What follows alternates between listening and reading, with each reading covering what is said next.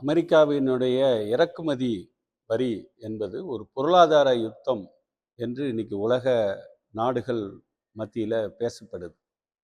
500% வரி அப்படிங்கிறது இன்னைக்கு இறக்குமதி வரிகளோட ஒரு உச்ச கட்டமாக அமெரிக்காவால் தொடுக்கப்பட்டிருக்கு என்பதை பார்க்கலாம். இது ட்ரம்பினுடைய தனிநபர் மூர்க்கத்தனமா, இல்லை முதலாளித்துவ விதிகளையே ட்ரம்ப் இன்னைக்கு மீறுறாரா, அல்லது இன்னைக்கு ட்ரம்ப் செய்கிறது அமெரிக்காவின் நலனுக்கான விஷயம்தானே? இப்படிலாம் பல பேர் இன்னைக்கு இது சம்பந்தமான கேள்விகளை எழுப்புறாங்க. ஆனால் அமெரிக்கா இன்னைக்கு உலகம் முழுக்க இருக்கிற நாடுகள் என்பதை அது அமெரிக்காவின் விருப்பப்படி நடக்கணும் என்கிற ஒரு ஆணவத்தோடு தொடுக்கப்படுகிற செயல்களாகத்தான் பொதுவாக பார்க்கப்படுது. ஒரு வருஷமாக நீங்கள் பார்த்தீங்கன்னா அமெரிக்காவுக்கு பக்கத்தில் இருக்கிற ஒரு மிகப்பெரிய நாடு கனடா. இந்த கனடாவை அமெரிக்காவோட 51வது மாநிலமாக நான் இணைப்பேன் அப்படின்னு ஒரு அறிவிப்பு. பனாமா கால்வாய் எங்களுக்கு சொந்தம் அப்படின்னு. அதுக்கு பிறகு மெக்சிகோ வளைகுடா அப்படிங்கிற பேரை இனிமேல் அமெரிக்கா வளைகுடான்னு மாற்றுறேன். நீங்கள் இந்தியாவில் கூகுள் மேப்பில் தேடினீங்கன்னா அது மெக்சிகோ வளைகுடான்னு தான் இப்போ வரும். நீங்கள் அமெரிக்காவுக்குள்ளே இருந்து கூகுள் மேப்பில் தேடினீங்கன்னு வைங்க, அது மெக்சிகோ வளைகுடான்னு தான் வரும். ஏன்னா அமெரிக்கா இந்த பெயர் மாற்றத்தை இன்னைக்கு செஞ்சிட்டாங்க. இப்போ பார்த்தீங்கன்னா கிரீன்லாந்தை ரேட் பேசுகிறார். கிரீன்லாந்தை நீங்கள் ஒப்படைக்கணும். தன்னுடைய நட்பு நாடுகள்னு சொல்லக்கூடிய ஐரோப்பிய இணைய நாடுகள் மீதே 10% வரி விதிப்பேன் என்று அமெரிக்க இன்னைக்கு பேசுவது என்பது நடக்கும். அன்டாக்குமெண்டட் ஃபாரினர்ஸ், ஆவணம் இல்லாமல் அங்கே குடியிருக்கிற வெளிநாட்டவர்கள், அவர்களை வெளியேற்றுறேன் அப்படின்னு. வெளியேற்றுறேன்னா நீங்கள் ஒரு குறைந்தபட்ச மனிதாபிமானமே இல்லாமல், ஒரு சொட்டு நாக்கில் தண்ணி படாமல், அவங்களுக்கான உணவு கொடுக்காம, கையில் விலங்கு காலில் விலங்கு போட்டு அனுப்புவது என்பது நடைபெறும். ஆகவே இந்த போக்குகளை எல்லாம் ஒரு ட்ரம்பினுடைய தனிநபர் மூர்க்கத்தனம்னு புரிஞ்சுக்கிறதா? இப்படி பல பேர் எழுதுறாங்க. ஆனால் இது ட்ரம்பினுடைய தனிநபர் மூர்க்கத்தனம் என்பது இல்லை. இது ஏகாதிபத்தியத்தினுடைய குணம். அமெரிக்க முதலாளித்துவம் என்பது உலக முதலாளித்துவத்துக்கு தான் தலைமை தாங்குகிறோம் என்ற உணர்வோடு இன்னைக்கு அதனுடைய பொருளாதார அணுகுமுறை என்பது தான் வெளிப்படு. அந்த குறிப்பிட்ட கட்டத்தில் அமெரிக்க நிர்வாகத்திற்கு ட்ரம்ப் தலைமை தாங்கி இருக்கிறார் தவிர, இது ட்ரம்பினுடைய தனிநபர் மூர்க்கத்தனம் என்ற முடிவுக்கு நாம் வர முடியாது. வந்தோம்னா ஒரு ப்ராடர் பிக்சர், விரிந்த படம் என்பதை நாம் பார்க்க தவறுவோம் என்பது முக்கியமானது. ரெண்டாவது ஒரு முதலாளித்துவ விதிகளுக்கே முரணானதா? இந்த அமெரிக்கா தானே சுதந்திர சந்தை பொருளாதாரம் பேசினது. இந்த அமெரிக்கா தானே எந்த நாட்டின் சேவைகளும் எந்த நாட்டின் சரக்குகளும் உலக எல்லைகளே இல்லாமல் எல்லா நாடுகளுக்கும் சுதந்திரமாக போய் வரலாம் என்று சொன்னது. இந்தியா மாதிரி நாடுகள் கூட அந்த பொருளாதார பாதையை அமலாக்கும் போது அதை அமெரிக்காவோட ப்ரெஸ்கிரிப்ஷனு, அமெரிக்காவோட மருந்து சீட்டு அப்படின்னு சொல்லி தானே அமலாக்கினாங்க.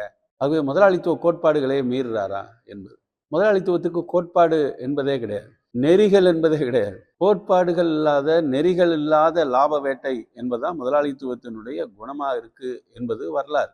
அரசு தலையிடக்கூடாது என்பதுதான் தூய பொருளாதாரத்தின் கோட்பாடாக ஆடம் ஸ்மித் பேசினார். ஆனால் முதலாளித்துவ நாடுகள் மிகப்பெரிய நெருக்கடியில் உலக பெருமந்தத்தில் 1930களில் சிக்கும்போது அன்னைக்கு ஜான் மேனார்ட் கீன்ஸு, அவர் முதலாளித்துவ நிபுணர் தான், அவர் அரசின் தலையீடு என்பதை பேசினார். அரசின் தலையீடுன்னு பேசினார். காரணம் என்ன? அன்னைக்கு சோவியத் யூனியன் இருந்தது. உலகில் 1/3 நாடுகள் சோசியலிச முகாமாக இருந்தது. இந்த உலக பெருமந்த நெருக்கடிக்கு ஒரு அப்பாற்பட்ட நாடுகளாக இந்த நாடு இருந்துச்சு. அதனால் உலகத்தின் கவனம் கம்யூனிசம் நோக்கி, சோசியலிச நாடுகள் நோக்கி திரும்பிடக்கூடாதுங்கிறதுனால ஜான் மேனார்ட் கீன்ஸ் என்ன சொன்னார்? முதலாளித்துவத்துக்கு ஒரு மென்மையான முகம் வேணும் அப்படின்னு. அது மென்மையான முகம் முதலாளித்துவத்துக்கு எப்போவுமே இருக்க முடியாது. அது முகமூடி தான் இருக்க முடியும். ஆகவே அந்த மென்மையான முகமூடி தான் சேம நல அரசு என்று வந்துச்சு. அரசு பொருளாதாரத்தில் தலையிடலாம் என்று வந்தது. அதே சோவியத் யூனியன் வீழ்ச்சி அடைந்த பிறகு, சோசியலிச முகாம் பின்னடைவு சந்தித்த பிறகு, நீங்கள் உலகமய பொருளாதார பாதை என்னன்னா அரசு தலையிடக்கூடாது என்று, பொருளாதாரத்தில் அரசு விலகி நிற்கணும் என்று 90களுக்கு பிறகு பேச ஆரம்பிச்சது. ஆகவே இவங்களுக்கு வந்து ஒரு நிரந்தரமா ஒரு கோட்பாடு என்பதல்ல. ஒரு குறிப்பிட்ட கட்டத்தில் முதலாளித்துவ லாப வேட்டைக்கு எந்த பொருளாதார பாதை பொருந்துமோ அந்த பொருளாதார பாதைக்கு ஏற்றாற்போல கோட்பாடுகளை இவங்க உருவாக்கி கொள்வார்கள் என்பதுதான். அதனால தான் எந்த சுதந்திர சந்தையை உலகம் முழுக்க இவங்க வந்து உபதேசித்தாங்களோ அந்த சுதந்திர சந்தை என்பதற்கு மாறான நடவடிக்கைகளை இப்போ மேற்கொள்கிறாங்க. இந்தியா மாதிரி நாடுகள், வளர்முக நாடுகள் அமெரிக்காவோட பிரெஸ்கிரிப்ஷனை நம்பி 90களில் துவங்கி இந்திய நாட்டினுடைய சந்தையை பூரா திறந்து விட்டாங்க. இந்தியாவில் வந்து இறக்குமதி வரிகள் குறைக்கப்பட்டது. இந்தியாவில் 3300 பொருட்கள் மீது இருந்த இறக்குமதி அளவு கட்டுப்பாடுகளை இந்தியா முழுக்க நீக்கி எந்த பொருட்கள் மீதும் அளவு கட்டுப்பாடு கிடையாது இறக்குமதி செய்வதற்கு என்றெல்லாம் இந்தியா கொண்டு வந்தது. ஆனால் இன்னைக்கு அமெரிக்கா நீங்கள் எங்கள் நாட்டுக்குள்ளே வரக்கூடிய பொருட்கள் வரும்போது முதல்ல 25% சொன்னாங்க, அப்புறம் 50%, இப்போ 500% என்று விதிக்கப்படுது. 500% என்ன அர்த்தம்? திருப்பூர்லேருந்து 100 ரூபாய்க்கு ஒரு டிஷர்ட் போகுது அப்படின்னு சொன்னால் அது மீது 500% வரி என்று சொன்னால் 500 ரூபா இறக்குமதி வரி 600 ரூபாய்க்கு தான் அந்த டிஷர்ட் வந்து இன்னைக்கு வந்து அங்கே விற்கப்படும் என்கிற ஒரு நிலைமையை இன்னைக்கு வந்து உருவாக்குறதுனால தான் நம்ம திருப்பூர், ஈரோடு, கோயம்புத்தூர் இதை மாதிரி எந்தெந்த பொருட்கள் எந்தெந்த சேவைகள் அமெரிக்காவுக்கு ஏற்றுமதி ஆகுதோ அவை பூரா இன்னைக்கு ஸ்தம்பித்து நின்று பல வேலை இழப்புகளுக்கு ஆளாவது என்பது அது. இப்போ சில பேர் இதில் கேட்குறாங்க, இது அமெரிக்க வர்த்தகம் தானே, அமெரிக்கா தான் நாட்டுக்குள்ளே வருவதற்கு எவ்வளோ வரி போடணுங்கிறத அமெரிக்கா முடிவு பண்ணா என்னன்னு நீங்கள். ஆனால் அமெரிக்கா எதற்கு வரி போடுதுன்னு முக்கியம். வர்த்தக உடன்பாட்டுக்கு வரும்போது வரி போடுவது என்பது அந்தந்த நாடுகள் செய்யும். 25% முதல்ல போட்டது, அது 50% எதுக்கு போட்டாங்க? நீங்கள் வந்து என்னோட வர்த்தகம் பண்ணால் வரி போடுவேன்னு சொன்னால் பரவாயில்ல, எந்த நாட்டோட வர்த்தகம் பண்ணக்கூடாதுன்னு சொல்வதற்கு போடப்பட்ட வரி அது. ரஷ்யாட்டிருந்து எண்ணெய் வாங்கக்கூடாதுங்கிறதுக்காக 50% வரி. இப்போ தொடர்ந்து வாங்கினேன்னா நான் வந்து 500% வரி என்று போடுவது என்பது இது வெறும் வரி சம்பந்தப்பட்டதல்ல, வெறும் பொருளாதாரம் சம்பந்தப்பட்டதல்ல, அதுக்கு பின்னால் ஒரு அரசியல் இருக்குது என்பது. நீங்கள் பனானா ரிபப்ளிக்ஸ் என்று சொல்லுவாங்க, அதாவது இறையாண்மையே இல்லாத நாடுகள். நீங்கள் வந்து இந்த நாடுகள் எல்லாம் வந்து எங்கேருந்தோ வரக்கூடிய கட்டளைகளுக்கு அடிபணிந்து தான் அந்த நாடுகள் வந்து தன்னுடைய நிர்வாகத்தை நடத்தும் என்று சொல்லுவாங்க. அப்படி சின்ன சின்ன நாடுகள் இருக்கலாம், பனானா ரிபப்ளிக்கு என்று இருக்கு, பொருளாதாரத்தில் பேசுவாங்க. இன்னைக்கு வந்து அமெரிக்காவினுடைய விருப்பம் என்ன? உலகம் முழுக்க இது வந்து இதை போன்ற பனானா ரிபப்ளிக்காக நாடுகளாக மாற்றப்படணும் அப்படின்னு சொன்னால் சுயசார்புள்ள எந்த நாடும் ஏற்றுக்கொள்ள முடியாது, இறையாண்மை இருக்கிற எந்த நாடும் ஏற்றுக்கொள்ள முடியாது. இது வந்து இன்னைக்கு அமெரிக்காவில் ஆவணம் இல்லாதவர்களை இன்னைக்கு வந்து வெளியேற்றுவது, இப்போ எந்த நாடும் அப்படி ஆட்களை ஏற்றுக்கொள்ளுமா அப்படின்னு கேட்டால் அமெரிக்க வரலாறை மற்ற நாடுகளோடு ஒப்பிடவே முடியாது.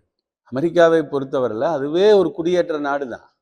இந்த பூர்வீக குடிகள் வந்து முற்றிலுமாக அவர்கள் வந்து ஒழிக்கப்பட்டு அழிக்கப்பட்டு சூறையாடப்பட்டு தான் அமெரிக்காவில் வந்து குடியேற்றம் என்பதே நிகழ்ந்தது.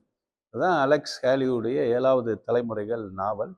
7 தலைமுறைகளாக எப்படி அடிமைகளாக ஆப்பிரிக்காவிலிருந்து இழுத்து செல்லப்பட்டார்கள், அங்கே வந்து நிர்பந்திக்கப்பட்டார்கள், இழுத்து சென்றவர்கள் தப்பிக்க முடிந்தால் எப்படி வேட்டை நாய்கள் கடித்து கொதரும், எப்படி தலைகீழ கட்டி தொங்க விட்டு அடிக்கப்படுவார்கள், துன்புறுத்தப்படுவார்கள். இதுதானே 7 தலைமுறைகள். இப்போ என்ன அமெரிக்கா வந்து உலகத்துக்கு சொல்லுதுன்னா, என் தேசத்தின் நிர்மாணத்திற்கு யார் தேவைனாலும் அவர்களை கட்டி இழுத்து வருவேன், தேவை இல்லைன்னா அவர்களை கையில் வழங்கு காலில் வழங்கு போட்டு நாக்கில் தண்ணீர் கூட படாமல் திருப்பி அனுப்புவேன் என்று சொல்வது என்பது இது ஒரு ட்ரம்ப் என்கிற தனிநபருடைய குரூரம் என்பதல்ல. இது வந்து ஒரு ஏகாதிபத்தியத்தினுடைய குணம், முதலாளித்துவத்தினுடைய லாப வேட்டை உச்சத்தை தொடும்போது நடைபெறுகிற கொடூரங்கள். ஆகவே இன்னைக்கு இதற்கு எதிராக வந்து ஒரு உலகம் முழுக்க ஒரு ஏகாதிபத்திய எதிர்ப்பு என்பதும் இறையாண்மையை பாதுகாக்கிற போராட்டங்கள் என்பதும் இந்த ஒரு துருவ உலகை நோக்கி நடைபெறுகிற முயற்சிகளுக்கு எதிராக ஒரு பன்துருவ உலகத்தை உருவாக்குவோம் என்கிற பிராந்திய ஒத்துழைப்புகளும் இன்னைக்கு வந்து விவாதிக்கப்பட வேண்டிய முன்னெடுக்கப்பட வேண்டிய அம்சங்களாக உலக பொருளாதாரத்திலும் உலக அரசியலிலும் இருக்குது என்பது.